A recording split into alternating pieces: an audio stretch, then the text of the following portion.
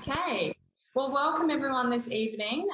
It's Jasmine here from the Global Wealth Club, clearly.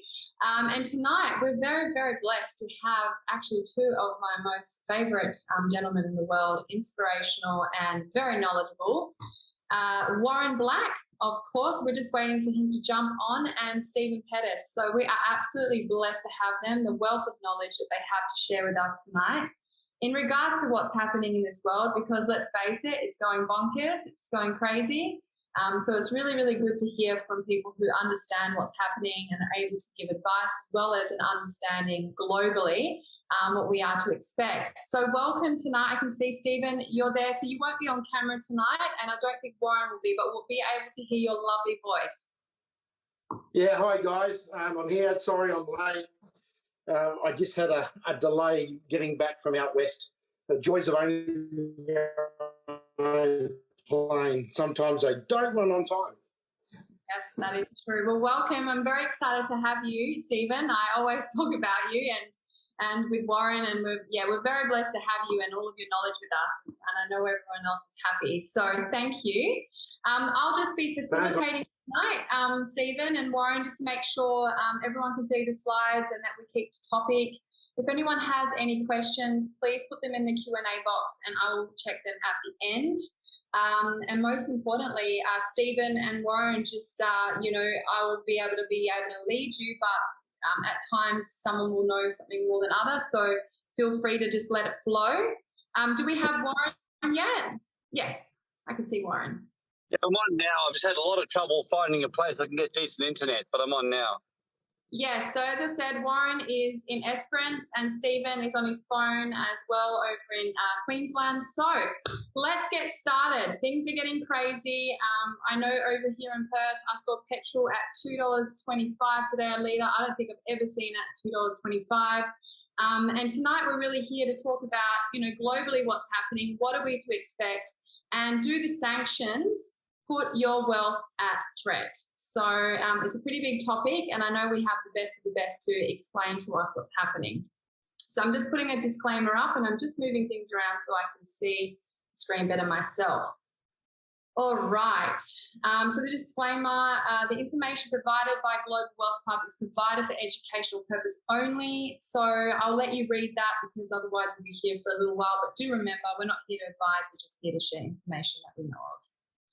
Okay, so let's look at what's happening across the world. First of all, I know, Warren, you saw some whales today. Is that correct? We're in Esperance. Yesterday, yes. I saw some.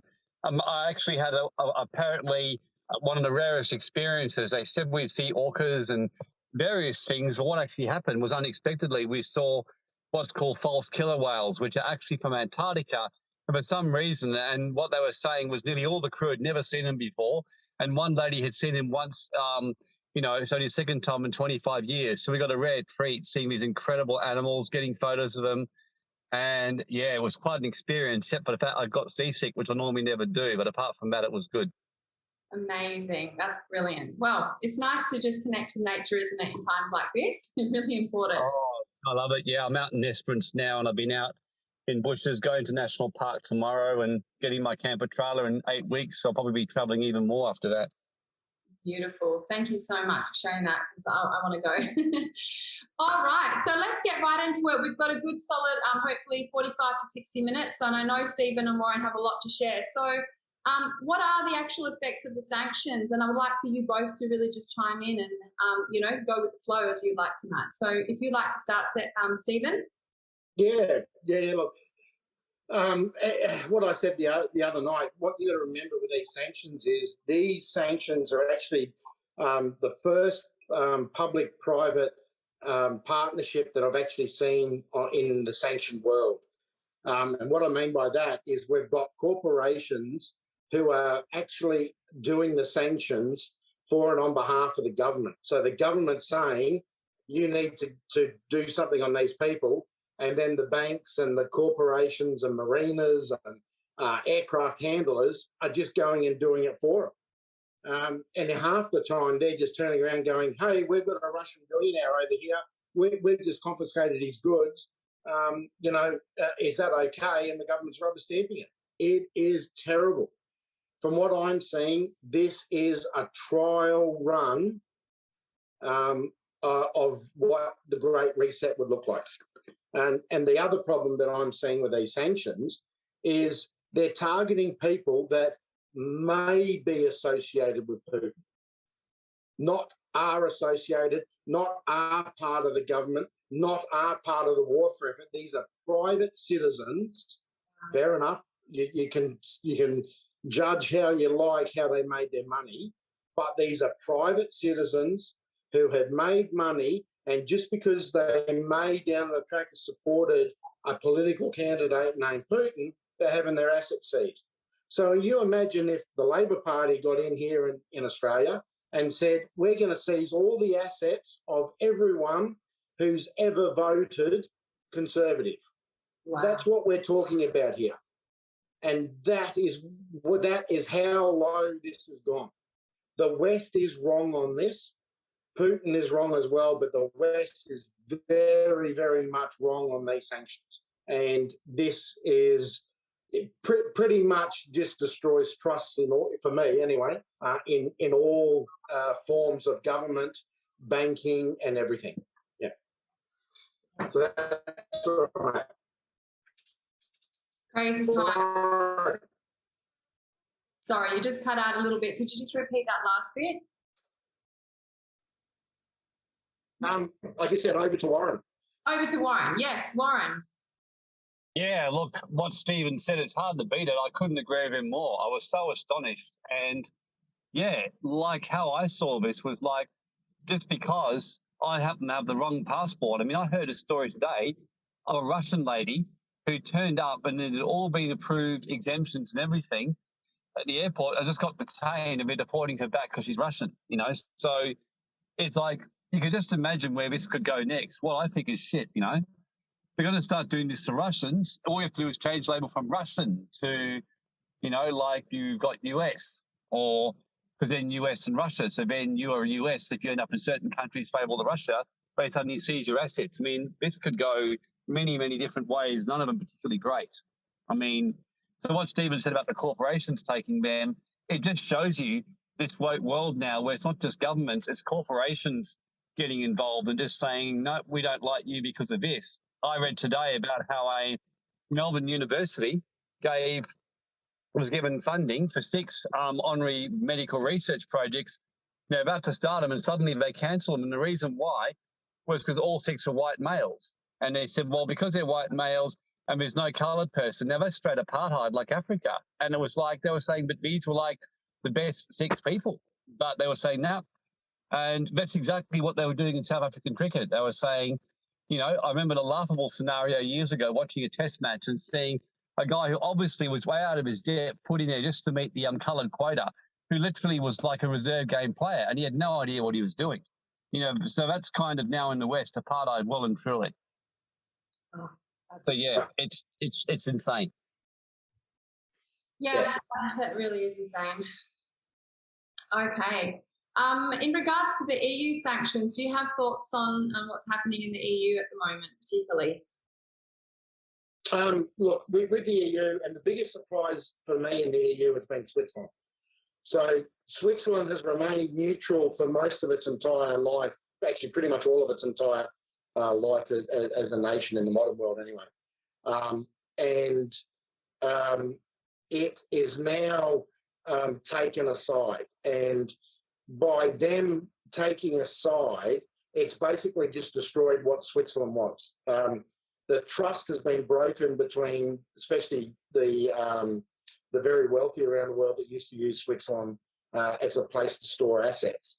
And the cash flow, what I'm hearing is the cash flow is enormous. So I can expect to see Switzerland go back to its neutral state because it's going to lose too much money. And put itself basically become irrelevant.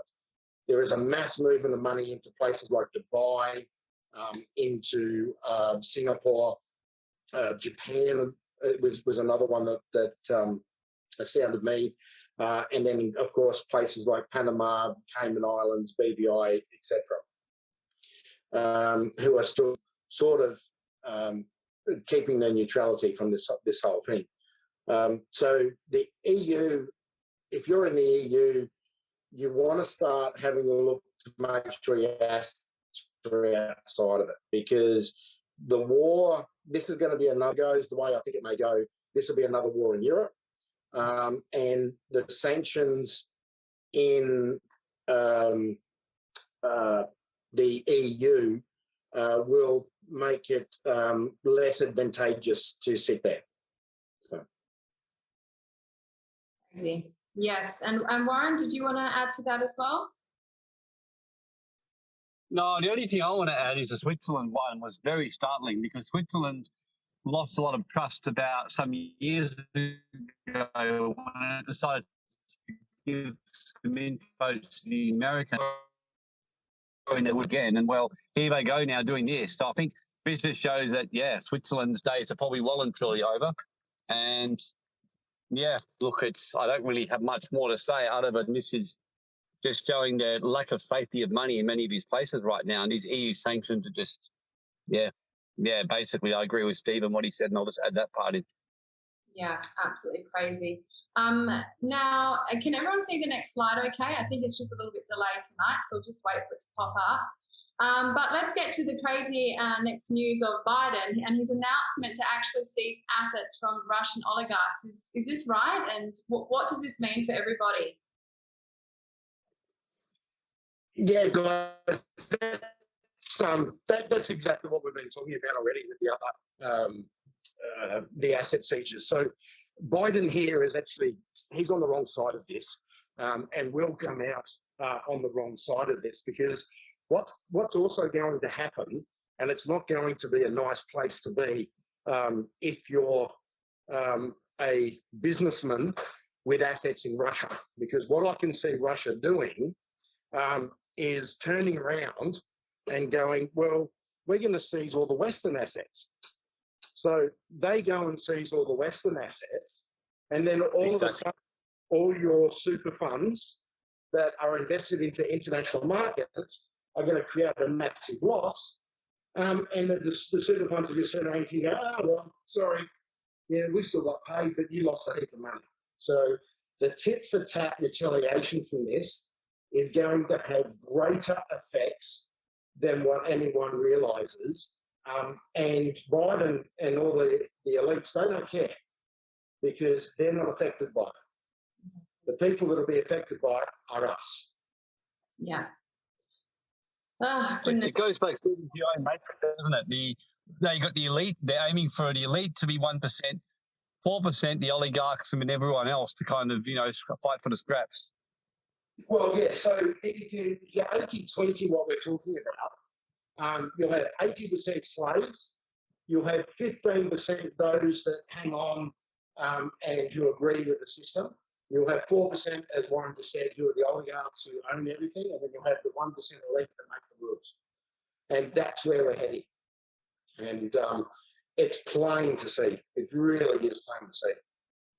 So, yeah. Yeah, Jasmine, you can switch this over. We're just talking about Switzerland freezing accounts. It will, if I go back to what I said, the Swiss have basically put a noose around their neck and destroyed what was the thing that made Switzerland. Yeah. Yeah. All right. So can you see this slide, or did you want me to read this out as well? Yep. I can see it. It's got 3 points on it. Yeah. Yes. So, yeah, go ahead. So did you want to comment on this about your wealth is at risk anywhere, anytime? And the richer you are, the more you're at risk, and the dire necessity of a plan B, as Simon Black says, which is very important. Yeah, okay. So you're definitely, your wealth is at risk, and it doesn't matter who you are, because we've all got super funds. And super funds are very, very easy to go and get at by the government, because who controls them? Government-backed super fund operators. So the majority of the $1 trillion or the multi-trillion-dollar wealth system here in Australia is controlled by the union movement, and that's why they want more and more wage increases and all this, because it increases the money into that profit. So yes, your wealth is at risk. If you have super funds that you do not control yourself, well and truly at risk. the richer you are, the more at risk. Now, this has two sides. So if you are rich and are part of the inner circle, you'll be able to get through because you'll be able to skip under the radar and all that sort of stuff. Now, I distinguish between rich and wealthy here because in my mind, rich people flash the cash, drive Ferraris, have big houses, have the handbags and all that sort of stuff. But the wealthy are hidden. The wealthy go under the radar. The wealthy are connected. They've infiltrated networks. They know what's going on. And you are inside the inner clique. Sorry, you are known to those in the elite circle. So you're in that 15%. That won't be affected by this. And yes, as Simon Black says, if you don't have a plan B now, you're pretty much 6 months late. Yeah, exactly. I think more and more people are definitely waking up, though, to that.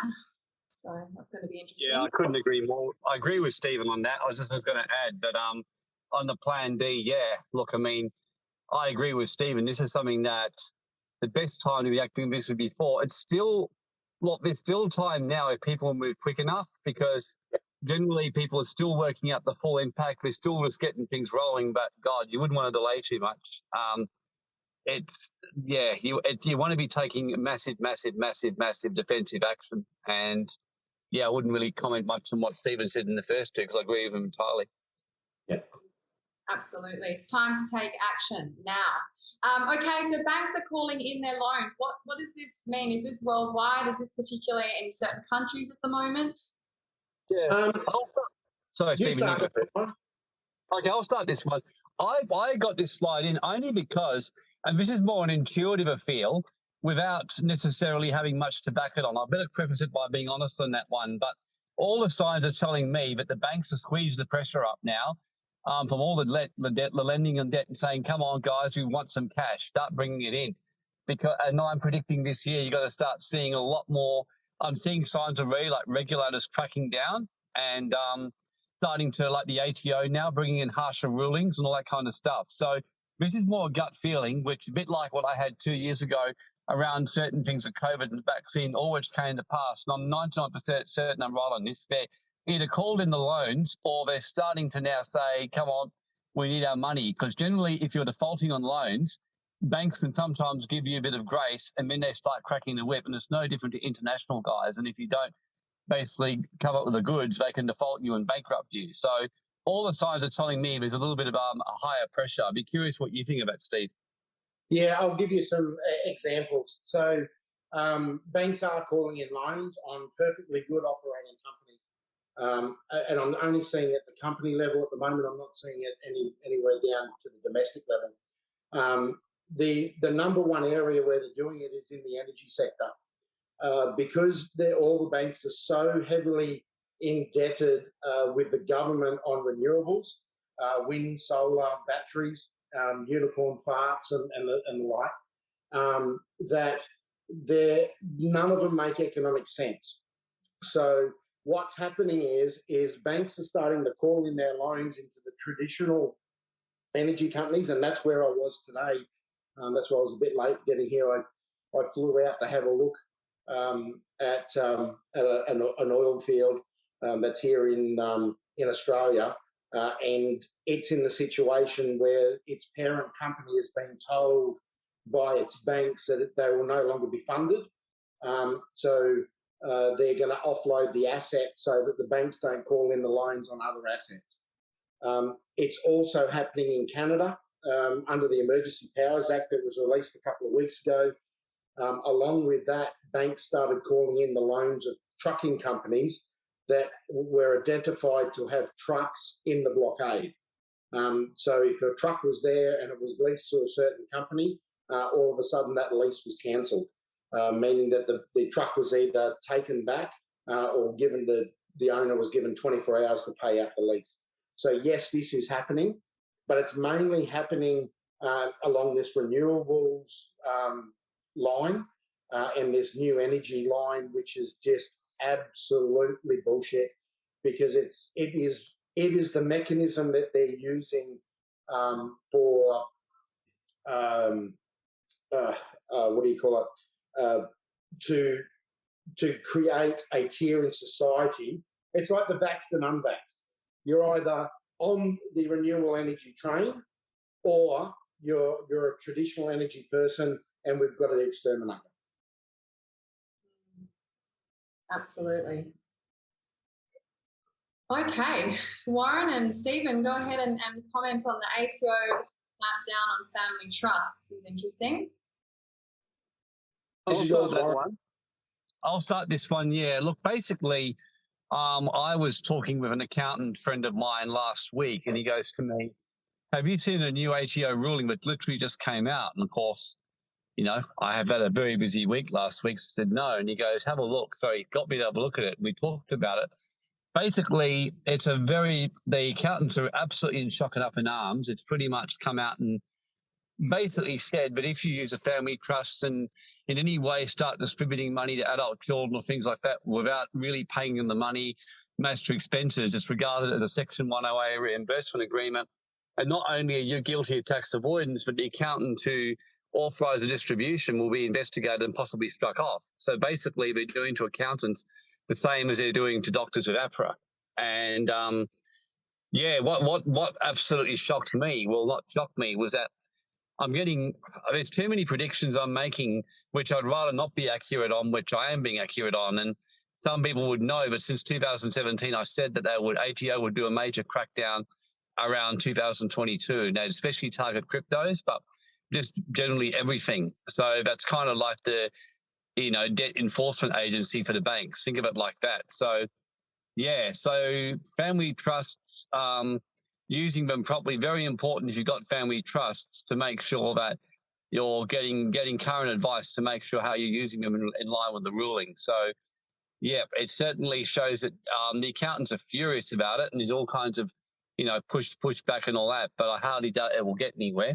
When I read the ruling, I'm like, well, technically what they're saying, it's when you go through legislation, I mean, it's not unarguable what they're saying. I think their view is not correct because it's taking a very strict, viewpoint. But in saying that, it's not completely unarguable, and it's one of these things that they could just, go to court, and then you've got to be willing to fight them. So, fortunately, by more good fortune than anything else, look, I've always been a bit cautious with family trusts for that reason, and I've seen them as a good tax planning, but within limits. So, but yeah, that's just to me, that more shows where things are heading. But governments are doing this kind of stuff, and you're probably going to see a lot more of this, like with cryptos, with everything else. So it's definitely governments running out of money.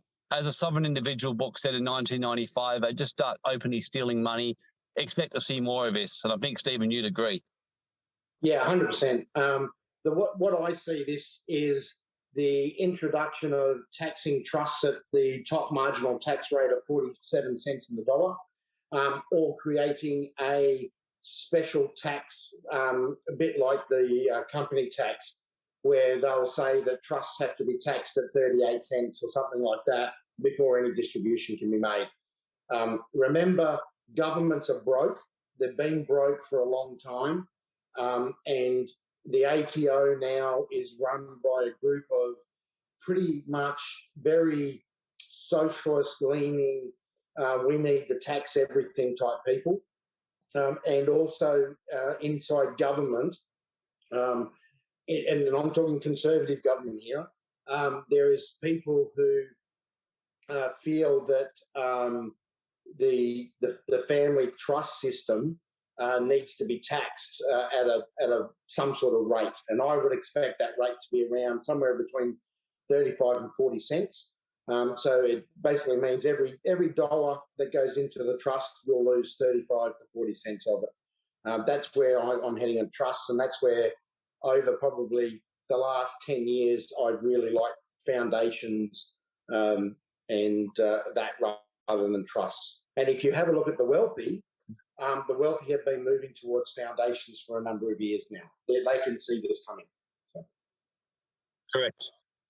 I agree with you on that one, Stephen. I mean, I think trusts still have their place, but definitely, you've definitely got to make sure if you use them properly. And most clients I know now have been moving towards foundations, and even I've started moving towards a lot of unit trusts owned by foundations. And the reason I've been doing that is that because that's very similar to what the Catholic Church and the Adventist Church do. So yeah, I've been going more that path, unit trust owned by foundations, and making sure everything's set up correctly. I mean, foundations, you can set up legally in Australia, you can get them approved, and you don't have to go and do any weird private foundation stuff, and, get some very good asset protection and, tax minimisation benefits, all for doing your philanthropic work. So 100%.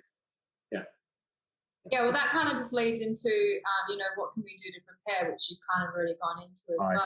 Is there anything else that you think of to share with people tonight that's a clear indicator of what we can do? Everyone should start looking at their ancestry to see if they can get a second passport. I see the second passport as the number one insurance policy of all time, because if the government starts coming after you, you just go to the embassy of the other passport and go, hey, I'm being victimised, get me out of here. And then they'll arrange to get you out. That's number one. The other thing that you can do is start having a look around. Sometimes if we go beyond borders, and when I take beyond borders, I'm not just talking about physical borders, I'm talking about mental borders, I'm talking about our educational borders, social borders and everything. If we start looking beyond them, we can prepare our local communities, we can prepare ourselves for what's coming, because shortages are going to become the norm. The rising fuel is not going to be the only thing that's going to be in short supply. Look at food, medicine, and other bits and pieces that we use in our daily life, lumber, for instance, timber, nails and screws. All that is going to become in very, very short supply. And it's been manufactured this way. So just make sure that you look around every aspect of your life and start looking at how you can fill the gaps with something that's within 10 minutes of where you are. Yeah, absolutely. Yeah, I'm inclined to agree with Stephen on that one. The other thing I'd mention is just this is why my experience is that most of the wealthy clients I work with are regularly reviewing and updating their structures, every year or two, and I'm certainly regularly keeping an eye on things. The average person just can't be bothered with the paperwork and the effort. But yeah, I think just probably a good time if you haven't reviewed them for a while to get your structures reviewed.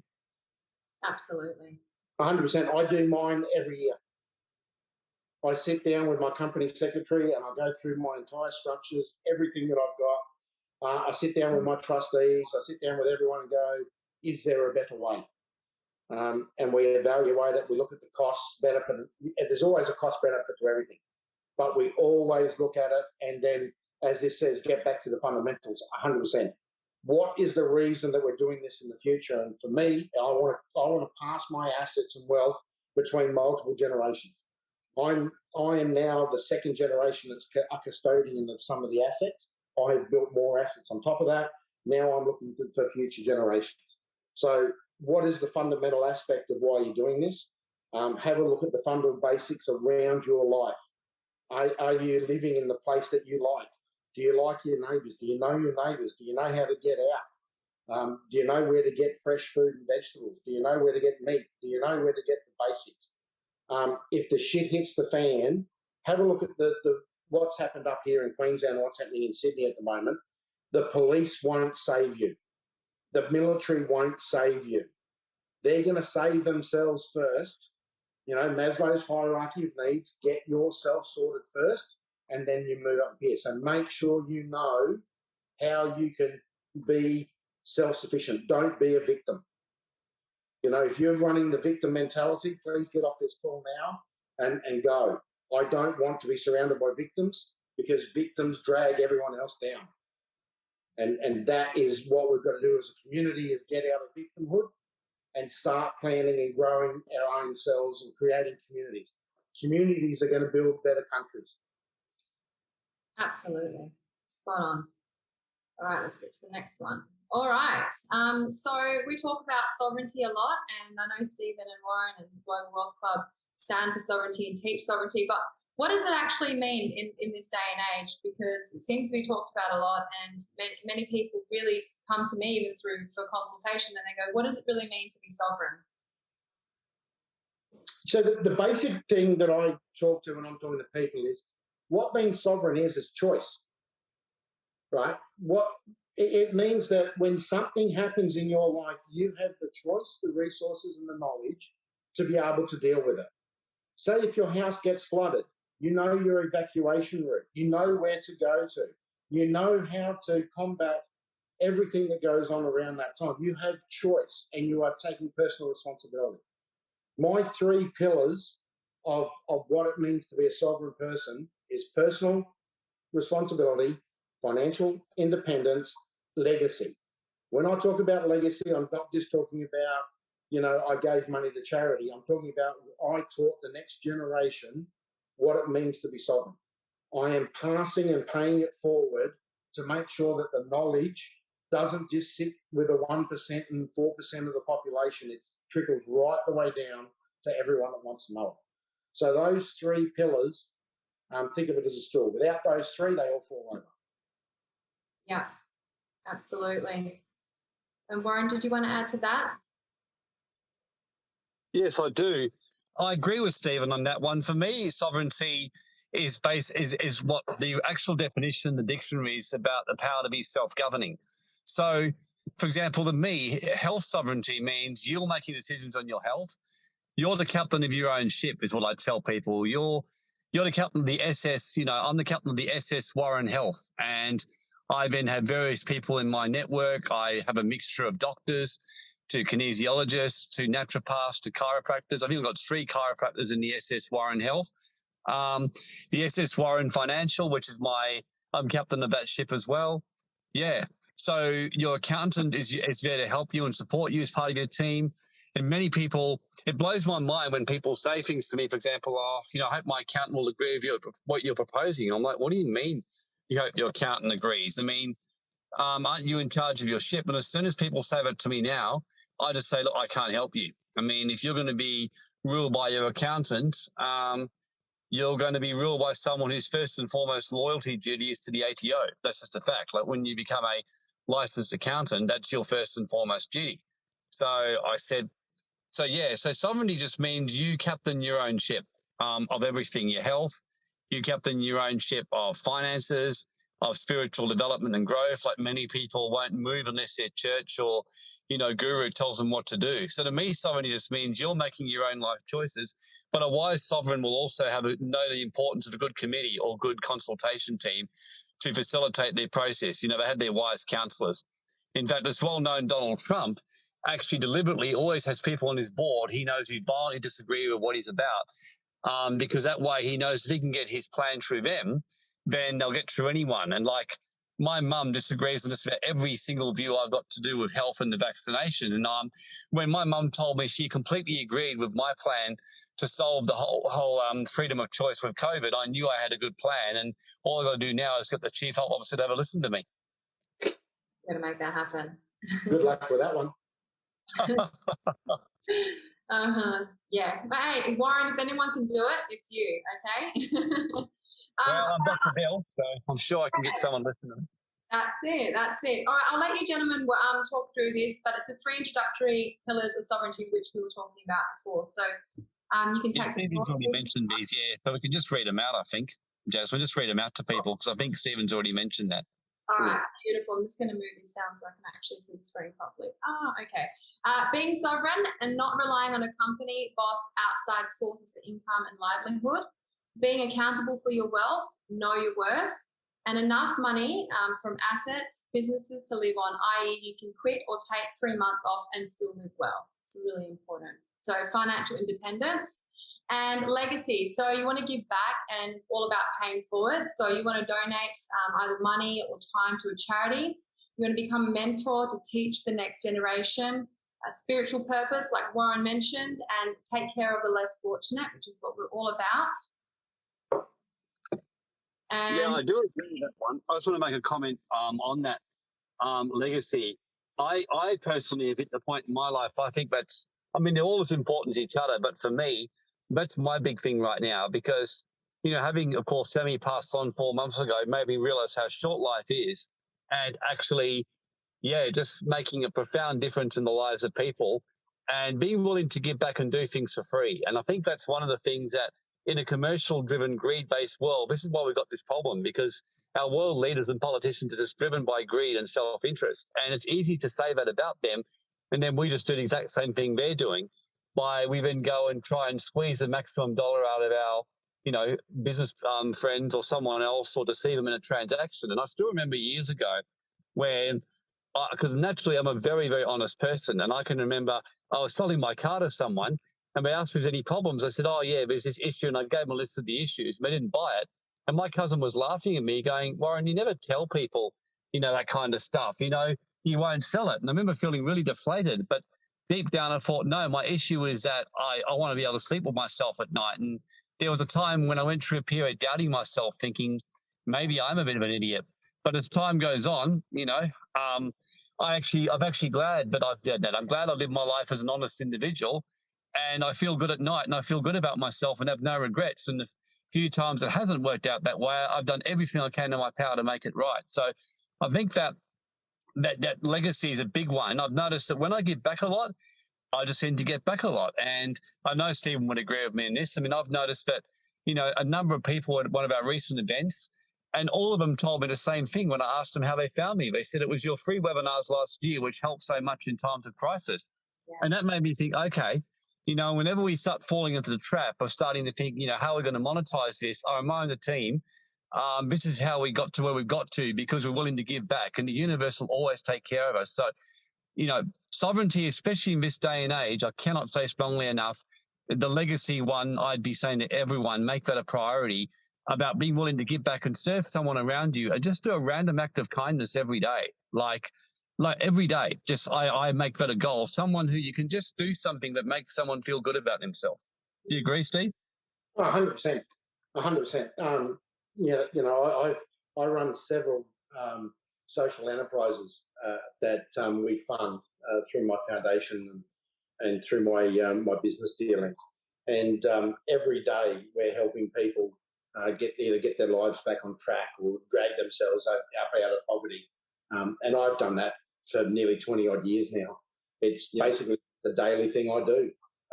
We've got a guaranteed 10% of all our profits are given away. Some years it's been as high as 80%. But in our charter of everything that we do, we've got there 10% of everything. So.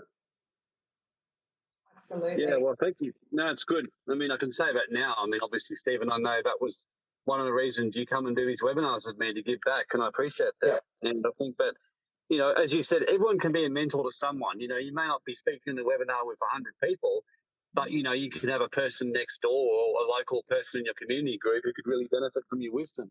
So everyone here can be a mentor to someone. Exactly. And the biggest thing that we need to do is, especially those that are parents, is really be a mentor to your kids. Because kids today are surrounded by so much shit from their teachers, from society, from social media, from TV, everything. I'm really glad that my parents didn't allow me to watch TV growing up. And I had to actually do educational stuff, or I went to work with my father. And mum made me, cook and clean and all that sort of stuff. It really rounded me out. I got that knocked out of me a lot when I went into the Navy as well. But, hey, we need to be a mentor to our kids, our communities, our neighbours. Just start there. Not all of us can have mentors of different people around, but we start in one point and then it's like a snowball. It just gets bigger and bigger and bigger. Exactly. Just start where you are. You don't need millions of dollars to be the change in this world, And kind of. I love what you said about kids. I've just been down south with two of my sons who I normally hardly see as much, William and Joe. And Joe's what we call a son that doesn't exist, in other words, literally, he and I hardly see each other. And my mum gets so worried and says, I said, no, he and I are best friends. We just don't see each other when we need to. But, like, for example, I just said to him, hey, I'm going to Esperance to see whales. That's all I had to say to him. He goes, yeah, I'll come. And we've just been hanging out. We went up this morning. And, of course, I spent a lot of time mentoring these guys over the years. And that's why James and Ed run this business. Joe, as many of you know, all these great webinars you see, those two 18-year-olds are behind the secret behind most of this. And they boss poor old Jasmine around and keep her in line. And then we've got, Josiah. So, and seeing, and it's just great for my kids to be making their own choices. And all of them I let make their own choices. And it's great to see them doing it. And they've all been different choices. So, yeah, I mean, that's one of the reasons we're starting our youth thing and have been helping our youth work. And we're, I think in a week's time, Edward and I are starting a Rich Dad, Poor Dad series after school for any, kids who want to come along, for teenagers. We're going to be teaching the basics of financial freedom. So we're very excited to launch that. So stay tuned. I mean, for anyone who's got kids who want them to learn, stay tuned. You'll be hearing more about it. Beautiful. I love it. Okay. So as you said, and you already mentioned, you want to establish a backup plan for everything. So I think you've already touched on this, Stephen. Yeah. Yeah. But I guess protecting your assets from seizure by controlling, not owning them, diversifying wealth into onshore and offshore bank accounts in the event that certain countries go on the blacklist. So you may want to probably extend a little bit more on this part. Oh, yeah. So what you need to do is diversification. And that doesn't mean that you put, $50 in 200,000 banks. But what you do is you find the best banks in the best jurisdictions at the time. And you need to look at making sure that the jurisdictions that you choose are jurisdictions that are going to be there in the long run. So we're in a phase of changing empires. So if we have a look at the changing empires, we're moving into what's going to be a new Asian empire. As I said to someone else the other day, that China, yes, it's there. It's going to be the largest economy in the world. It'll be a $60 trillion economy, purely and simply because it's got 1.2 billion people. And when 1.2 billion people can spend the same money as we can every day, that's going to make them phenomenally large. And that's where they're heading. So don't be afraid of the big bad bear. Be aware of it and know what's going on. So at this point in stage, I would be choosing Germany to put your money in, for instance. So you'd be looking at places like Singapore, somewhere that Dubai, somewhere that's going to be not affected by the changing the empires. Using places like Panama that have got long histories of being sort of the centre of different bits and pieces, centre of trade and that sort of stuff. So I suppose that's one thing to do. Absolutely. Warren, did you want to add to that as well? No, I mean, Stephen put it pretty well, to be honest, I think. But my only comment is that it's a little bit like, I always call it the plane with 6 engines philosophy. So if you fly your plane and 3 of your engines collapse, but 3 of them are still going, you won't crash in the middle of the sea. Whereas if you've got some money, like let's say people say to me, for example, should I buy gold in Singapore or buy it in Australia? So, well, obviously I can't advise, but if it was me, I'd be buying in both places. So if Australia loses its shit, you got Singapore. If Singapore locks you out for some unexpected reason, you got your Australian. So the more you kind of diversify across all different assets and classes and different jurisdictions, yes, it's annoying to manage it, but boy, you'll be grateful if the shit hits the fan. Yeah, absolutely. Go for it, Stephen. Yeah, for sure. So what I'm going to second passports. My number one rule, go and have a look now to make sure that if you can get a second passport. Even if that passport takes you 2 years to get, start it today, because every day you wait is 3 days in lost opportunity. Yeah. So make sure that you start today. Go get it. Go do whatever you can to do it. And then also have a look at places. One of the things that I teach some of my higher end clients, especially in the mentor programs and stuff that we do, is looking at how you can get out of a country if the country turns to shit. So one of my clients was in Odessa in Ukraine. and they made sure that they had access to a boat that they could get out of Ukraine and head to Turkey. And that's what they've done. They had an escape plan that didn't rely on the traditional border crossings, because if you have a look what's happening in the Ukraine at the moment, there's only certain corridors that are safe for people to fly. So they went, I don't want to be stuck there. I'm taking responsibility for myself, and I know how I'm getting out. We had no other people there that chartered aircraft and got themselves out. So that's what you need to do. You need to have your escape plans. You go and grab, grab and go bags, all that sort of stuff. But because I remember sitting down talking to some of my Hong Kong business partners and talking to their parents when they fled China, in the 50s and 60s. And basically what they fled with was a bag and whatever they could carry. And these guys were very, very wealthy industrialists back on the mainland at the time. And, they had a bag and that's all they had. So make sure you know how to get out. So the physical security is as much as important as your asset protection. Yeah, exactly. You already touched on this as well about local production to prepare for major food shortages. And having an emergency cash fund in a physical location such as your house in the event ATM freeze accounts or shut down. We've already seen that happen. Very cold. So what I do, I have on me up to 3 months worth of living expenses, but it's not all in cash, and it's not all in the one cash denomination. I have some gold, I have some silver, I have some jewelry that I can pawn, because what you'll always find, and if you talk to and read the history, especially in World War II, those that had access to jewelry, gold, silver coins, other instruments of wealth, diamonds, rubies, all that sort of stuff, they were able to trade that in the black market and survive. It could be the last thing that gets you over the border, slip a few 100,000 rupees or whatever it is to whoever's on that border, and then away you go. Because I don't care what's going, at the end of the day, most soldiers can be bribed because they're not paid very well.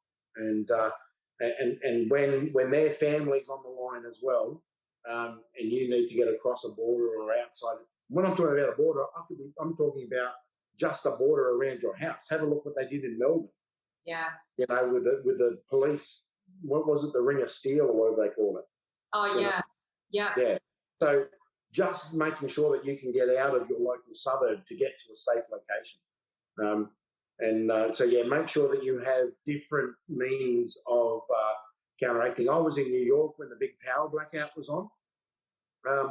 And what saved me was in my travel bag, I had some quarter-ounce gold coins, and I could take them into a pawn shop, and the pawn dealer gave me cash. Wow. So I could pay my hotel bill, then I could get out of New York. So, and by, as a tourist, you're in a hotel room. You don't have a fridge full of food. Yeah. So you need to be able to work out how you get out. And so making sure that you have a stash of cash. And meanwhile, this is what the government wants. This is why the government is pushing so hard on plastic. I went to a restaurant, just another story. I went to a restaurant a few days ago and I just had cash on me. You had a cup of coffee and a cake and something like that. And I went to pay and the girl goes, "Oh, sorry, we don't take cash." Wow. And I said, "Well, I've got legal tender here. I don't have a card on me. So either you're giving me the meal for free or call the police." Yeah. And the owner of the cafe came out and said, no, we'll take cash. So push back, and I was willing just to leave the cash on the table and walk away, because then I had paid. And if you have a look at the rules, no business can refuse legal tender. No. And there is no rule that says, like all these COVID places that come up during COVID and said card only, no cash. That was actually illegal against our Monetary Act, because if you have legal tender to pay your bill, it's legal. They have to take it, and if they refuse to take it, you can report them and just walk away. Wow. I wouldn't suggest doing it, but, you know, because Stephen, we'll go and do it with you because then we'll have you to back. Oh yeah, mate, do it with me because the first thing I'll do is I'll just call the police. Yeah. Because a cafe doesn't want the police to show up. No. And most of the time they're just following rules which they think they're being told. They think it's law and they don't know themselves. So it's good to educate people along the way. Yeah. Under the Consumer Act, you can't do it. Interesting. So it's actually in about 4 different acts for business: the Consumer Act, the Monetary Act, one of the other trading acts. Then it's a messy thing, but pretty much if it's legal tender, they cannot refuse it. Awesome. Going to try that one. Okay, well, we're about to get to the final thoughts, but we've got 2 open questions still, so I'm going to read them out. So first of all, it's from Karen. I've just found out my bank, ING Group, is a part of the WEF partner. So should I get out of there? That's from Karen. Karen, at the end of the day, yes. But also that they're in the club. So I wouldn't get out 100% because they're going to be if they're a WEF partner, they're in the club, so they won't destroy clubs straight away. And club members, they won't turn on club members until everyone else is gone. So it's always good to diversify. But at the end of the day, I would diversify, but I wouldn't be 100% worried that something's going to happen overnight. I'd be more worried about their bank capital ratio than anything else, and that's whether they've got enough deposits to cover their lending. Wow. Okay. Thank you. And Donna Rose has said, I have 2 passports, Oz and USA, and another one on the way. However, I don't think any of these 3 are safer than one of the others. So what are the preferred countries to have another passport? Look, I wouldn't have a USA passport if you paid me. I think it's probably the worst passport on the planet. And that's my personal choice. The Australian passport is well liked around the world as a travel and banking passport. And so is the UK now that they're outside of the European Union. Now, a lot of the people that I work with, we're always looking for second passports in places where you might want to go and live and wait out a major war. So we're talking about places like the Caribbean, St. Lucia, St. Kitts, Dominica, for instance, and that you're far enough away that they're not going to come and absolutely cripple the country. So having and you can buy those passports that, they're just there. So. Wow, okay, that's good to know. Carol, hello, Carol. Would foreign currency like Zim be worth anything? It's not a trusted currency. There's probably only 20 currencies that are what are called trusted currencies. And the trusted currencies at the moment are the US dollar, because it's the reserve currency, yes. The Australian dollar, Canadian dollar, Japanese yen. I like the Hong Kong dollar because you can use it in places like China and Vietnam and so forth, and it's pegged to the US dollar. Then the Swiss franc was always a very good transport currency, the euro. But these are, when we're talking about currencies, we're not talking about holding them as your only asset class. So you have some of these currencies so you can transact, get yourself out of trouble. You hold some of these currencies so you can flatten the curve over different asset classes. That's why you want top 20, top 50 currencies, top 20 currencies probably, and stay in those. Like the good thing with the US dollar at today, and I'm saying to today, is it's never defaulted on. It's been reduced to the point where its purchasing power is crap, but it's actually never really been defaulted on. They come close in the Revolutionary War, the Civil War, yeah. They come close in the Civil War of killing off what was the US dollar at that point in time. But it's changed over time. The US dollar is a weird and wonderful thing. It's pretty much been in circulation since the War of 1776. So, yeah, the War of Independence. Right. Okay, we've got just the last two questions here, and then we'll wrap this up because of time. So Aidan has asked, the price of nickel and copper has risen considerably to the point where 20 cents, 10 cents and 5-cent coins are worth as much or more than the face value. Is there any news that this may trigger getting rid of cash, or at least give early indications that this may occur? Yeah, Aidan, the Treasury, the Australian Treasury has been trying to get rid of 10 cents, 20 cents and 5-cent coins, like they did the copper coins. They got rid of them, and what I see they'll do is they'll increase the content of a really cheap metal like tin in the coin, but eventually they'll get rid of coinage. The government wants to push everything to be digital. And when I say digital, we live in digital currency age now. You know, there's only about 15% of the world's currency or world's money that's actually in physical form. Wow. The rest of it's all ones and zeros in a computer. So this thing about we're going digital, we've been digital since the early 2000s. And so the government wants it all digital so that they can just turn around and go, bang, I can take 10% of your money at any point in time. Cyprus, for instance, that's what they did there. So crazy, absolutely nuts. All right, last question, and then we'll go to final thoughts. Instead of cash in the bank that you don't own once you put it in the bank, what about USDC crypto through exchange and into a hard wallet that you keep in the safe, as well as holding physical gold and silver on yourself and independent vaults in different jurisdictions? So I'm in two minds about crypto. I think crypto at the moment is a great thing that you can trade and make money on and do all that sort of stuff. I wouldn't be holding crypto long term, because one of the things that I believe may happen, and we're starting to see it, is the Federal Reserves and the central banks around the world are starting to come up with their own coins. Yeah. Facebook is coming up with their own coin.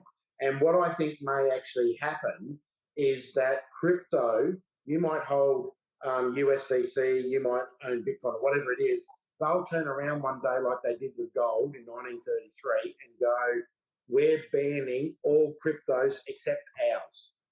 Yeah.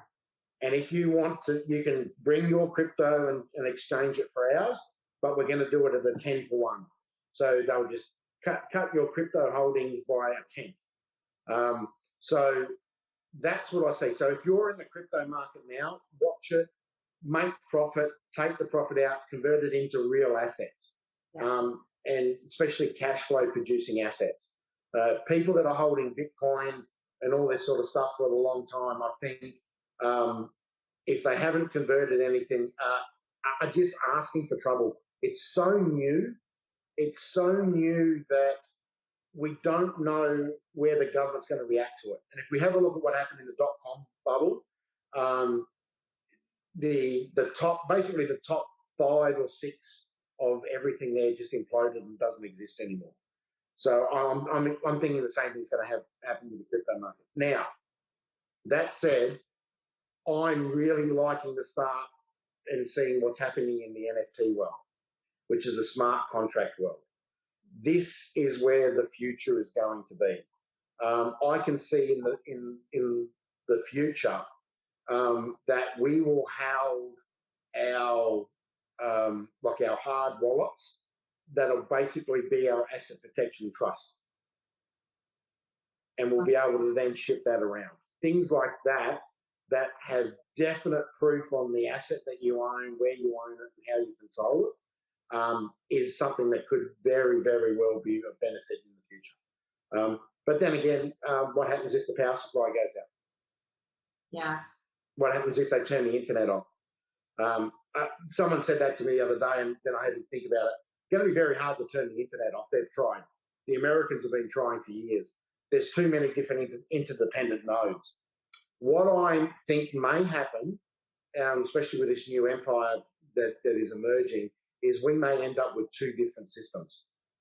We may end up with the current system we've got, and we may end up with a new one. If you want to partake in the new economy, you're going to have to be part of that one. So watch this space on that. Watch this space. Absolutely. Warren, and have you got any final thoughts as well based on what we're talking about? A lot to learn. It's excellent. Yeah. Look, on cryptos, I agree with Stephen what he's saying. I think that, look, I've always said cryptos have got great potential, great profit to make right now. I've said for years, I can't see how at some stage the governments won't say you can't use it as a currency. So to me, it comes down to why you're using the crypto. Like some cryptocurrencies, and this is where there's a misconception for many, is that not all cryptos are currencies. I mean, some cryptos are coins, some are not. Those are the actual platforms or solution-based programs. Some of them may still do very well. Anyone that claims to be a currency alternate coin, I'm very wary of them. You know, like I hold Bitcoin a lot because my personal view is that Bitcoin has value other than a currency. In fact, it's an absolutely fuck currency because it's so slow to transfer anything and things like that. So Bitcoin to me is more digital gold. But things like a lot of the currencies and the ones that claim to be alternate currencies, I'm very cautious of them because I can't see how at some stage, like what Stephen just said, as soon as the governments come out and say, hey, we're bringing in this new digital e-dollar, like Frydenberg intimated recently, they won't say, hey, you guys can all go off and do your own currencies. I think it'll be quite the opposite. They'll definitely be wanting everything to come in. They'll pretty much make it difficult to do an awful lot with it, and I wouldn't even be surprised if there's some kind of laws passed saying that you just can't do it, period. So, yeah, I think there's going to be a major whole new financial system coming in the near future. It'll be a digital thing. So crypto's good for speculative profits. I still think it's worth holding onto some, but keeping in mind that you've pretty much got to be thinking about the long term and what the purpose is. And to me, I like I said, you know, apart from NFTs, which I agree with Stephen, I break cryptos up into three different things. You know, ones that are more used for like protocols or decentralized things, ones that are actually claimed to be a currency, and the ones that are kind of a bit of both, like Bitcoin. And like I said, I do think Bitcoin has got some useful value, but in saying that, everything's a risk, really. So, but I do agree that cryptos isn't necessary to be all and end all. And that's what I always come back to: diversification, have a mixture of gold, different things, have some crypto, have a bit of everything. Absolutely. Well, I'm sure everyone's learned so much tonight. If there's anything that you both would like to say before we close this off, I'd like to thank everyone for coming. I'd like to thank Stephen and Warren for sharing so much. I learned so much myself. Is there anything else that you would like to add? Otherwise, I think we'll finish up. I would just like to say to people, go and evaluate your situation. Yeah. Spend the next week, sit down with your family, write out where you want to be. Just really get down on paper and have a hard look at what's going on around you, your community, where you are in your job, and actually start having a look. One of the things that we forget when we talk about a lot of this is life is supposed to be enjoyable, right? And we forget that as part of this whole journey, and the enjoyment, the happiness and wealth. So part of you know, the whole journey is you've got to have good love, good happiness, and good health. So really have a look at those bits and pieces, and we'll go from there. And that's for me, Jess. Yes. Look, my comments, I agree with Steve on that. The other thing too is, look, a good time to take action. I can't stress it enough. We're going to be doing a free event on the 26th of basically March around tax minimisation, I think it is. So we're going to continue our trend of doing some free events just to keep letting people learn stuff. Like I said, our motto is we give away the best stuff free, and we always know, but we seem to get looked after when we do, which we do. But yeah, so next few weeks we're going to be doing an event. Stay tuned. You're going to be hearing more about it, but we're going to be doing a full we're going to be doing an asset protection. And in April, working out, which Steve will be excited to hear, is we're planning to do a full sovereignty kind of event sometime in May or June, which haven't even told Stephen yet about the plan, but I'm sure he'll be happy to hear about it. Not a problem. Anytime. Well, we'll love to have you there, Stephen, as always. And thank you so much once again for sharing your knowledge. And as I said, go and evaluate your situation. We'll be back next week, and stay in touch with us. Thank you so much, everyone, for attending. And I hope you all have a lovely evening. We'll speak with you soon, okay?